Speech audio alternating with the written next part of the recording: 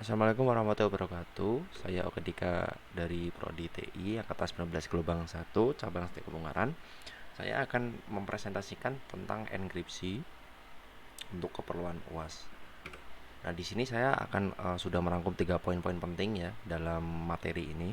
Yang pertama adalah sejarah enkripsi, lalu pengertian enkripsi itu sendiri. Pengertian enkripsi itu mencakup apa itu enkripsi serta tujuannya. Ketiga adalah perkembangan enkripsi mulai dari kriptografi klasik hingga ke era modern. Sejarah enkripsi. Di sini saya akan menjelaskan tentang sejarah singkat enkripsi. Kata enkripsi itu berasal dari bahasa Yunani kriptos yang berarti tersembunyi atau rahasia. Dulu ketika masih banyak orang yang belum bisa membaca, menuliskan pesan rahasia dengan cara biasa itu sudah terbilang cukup pada masa itu ya. Namun tentu hal tersebut sangat tidak efektif. Hingga kemudian mulailah dikembangkan skema enkripsi untuk mengubah pesan menjadi bentuk yang tidak dapat dibaca guna menjaga kerahasiaan dari pesan tersebut ketika akan diantar ke sebuah tempat yang lain. Pada tahun 700 sebelum Masehi, orang-orang Sparta menulis pesan yang sensitif pada kulit yang dililit pada sebuah tongkat yang disebut skytil. Ketika tulisan tersebut dilepas akan menghasilkan karakter yang acak sehingga tidak mampu dibaca. Namun bila digunakan tongkat dengan diameter yang sama, maka kumpulan karakter acak itu dapat diuraikan kembali atau dekrip sehingga mampu dibaca oleh penerima. Di waktu yang lain, orang Romawi menggunakan apa yang disebut sandi caesar. Enkripsi jenis ini terbilang sederhana di mana masing-masing huruf pada teks digantikan oleh huruf lain yang memiliki selisih tertentu dalam alfabet. Sekilas mungkin terlihat sedikit sulit untuk diuraikan kembali gitu. Namun bila memperhatikan kata yang sering digunakan seperti penggunaan huruf D sama dengan A akan mempermudah proses enkripsi. Nah, hingga pada tahun 1970-an, enkripsi itu melakukan sebuah lompatan yang cukup besar di mana ada dua tokoh bernama Whitefield D.V. dan Martin Hellman. Mereka memecahkan salah satu masalah mendasar dari kriptografi, yaitu bagaimana cara mendistribusikan kunci enkripsi dengan aman untuk digunakan kepada mereka yang membutuhkannya. Hal tersebut kemudian dikembangkan bersama dengan RSA dan menciptakan sebuah implementasi public key menggunakan algoritma asimetris, yang mana kemudian menjadi era baru untuk enkripsi hingga saat ini. Lalu setelah kita tahu sejarahnya, enkripsi itu sebenarnya apa gitu?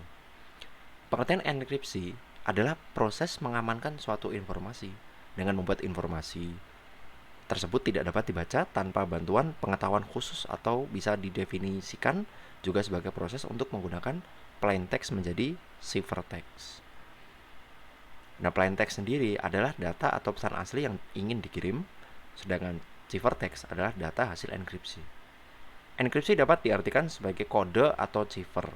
Sebuah cipher menggunakan suatu algoritma yang dapat mengkodekan semua aliran data, atau bisa disebut stream bit dari sebuah pesan menjadi kriptogram yang tidak dimengerti atau unintelligible.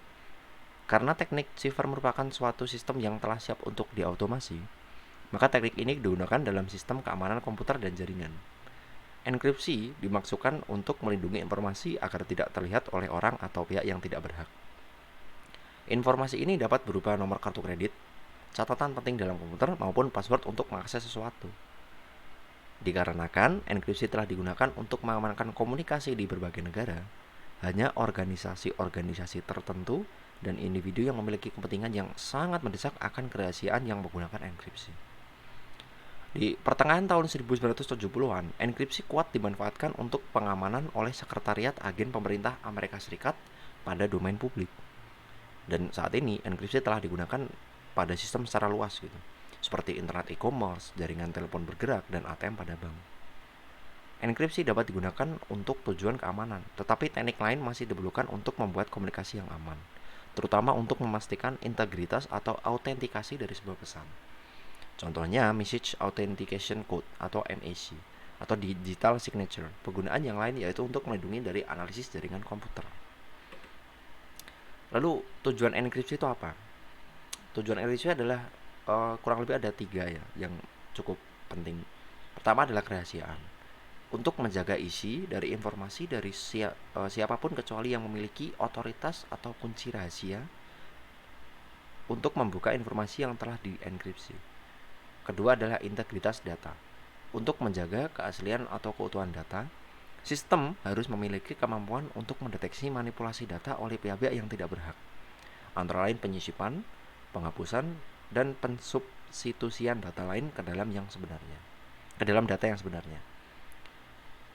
Nah, ini berhubungan dengan identifikasi atau pengenalan baik secara kesatuan sistem maupun informasi itu sendiri.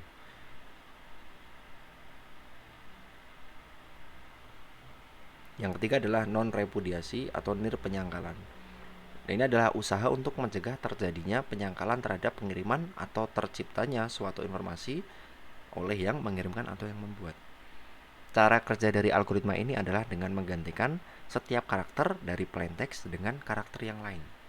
Hampir mirip Caesar ya. Lalu perkembangan enkripsi. Kriptografi klasik ya.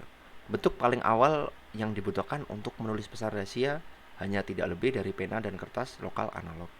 Karena kebanyakan orang tidak dapat membaca, semakin banyak literatur dan tulisan yang perbandingan dibentukkan.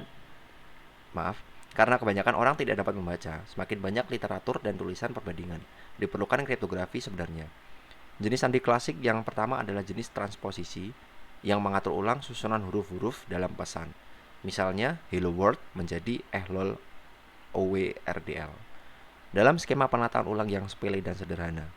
Dan substitusi cipher yang secara sistematis menggantikan huruf atau kelompok dengan surat-surat lain atau kelompok huruf.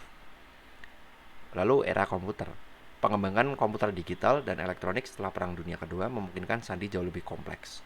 Selain itu, komputer memungkinkan untuk menenkripsi data ataupun yang representatif ke dalam format binari. Tidak seperti cipher klasik yang hanya teks terenkripsi ke dalam bahasa tertulis. Hal ini masih baru dan cukup signifikan. Banyak komputer cipher dapat dicirikan oleh kooperasi mereka dengan binary bit dalam urutan.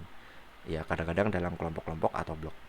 Tidak seperti skema klasik dan mekanik yang umumnya memanipulasi karakter tradisional yaitu huruf dan angka secara langsung.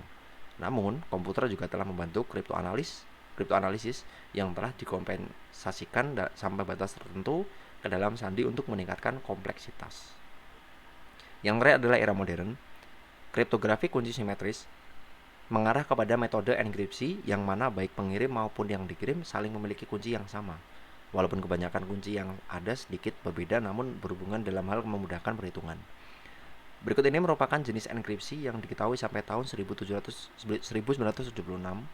secret key kriptografi.